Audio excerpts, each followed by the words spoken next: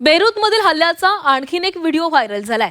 निवासी भागामध्ये बॉम्बस्फोटामुळे प्रचंड नुकसान झाले, अनेक इमारतींचं नुकसान झालेलं आहे। तर बेरूतमध्ये झालेल्या हल्ल्याचा आणखीन एक व्हिडिओ समोर आलेला आहे। निवासी भागात बॉम्बस्फोटामुळे प्रचंड नुकसान झालेलं आहे, अनेक इमारतींचं नुकसान झालंय, अनेक इमारती या कोसळलेल्या आहेत। रहिवासी भागामध्ये मोठ्या प्रमाणामध्ये हल्ले केले जातात आणि या हल्ल्यांमध्ये रहिवासी इमारतींचं मोठं नुकसान होताना दिसतंय।